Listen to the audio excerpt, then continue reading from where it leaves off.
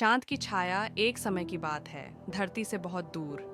चांद पर परियों की एक सुंदर और शांत दुनिया बसती थी। इस दुनिया में हर रात चांदनी खिलती थी और परियां अपनी जादुई शक्तियों से इसे और चमकदार बना देती थीं।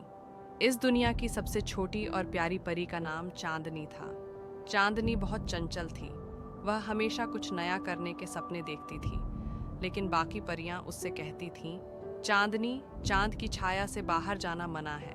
धरती पर रहना हमारे लिए सुरक्षित नहीं है। पर चांदनी के मन में धरती की ओर जाने की तीव्र इच्छा थी। एक दिन जब बाकी परियां सो रही थीं, चांदनी ने चुपके से चांद की छाया को छोड़ा और धरती की ओर उड़ चली।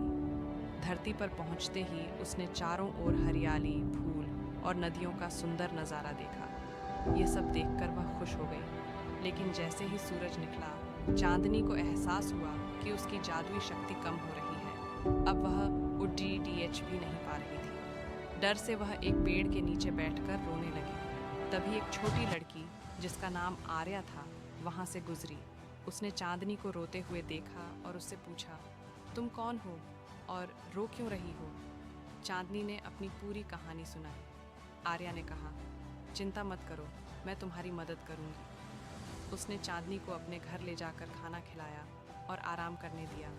लेकिन चांदनी को पता था कि अगर वह चांद की छाया में वापस नहीं जाएगी तो उसकी जादुई शक्ति हमेशा के लिए खत्म हो जाएगी। आर्या ने अपनी चतुराई से एक पतंग बनाई और चांदनी को उसमें बिठा दिया। फिर तेज हवा के सहारे पतंग को ऊपर उड़ाया। चांद की ओर जाते हुए चांदनी ने आर्या को अलविदा कहा। उसने वादा किया कि वह हर रात चांदनी की रोशनी से आर्या का धन्यवाद करेगी।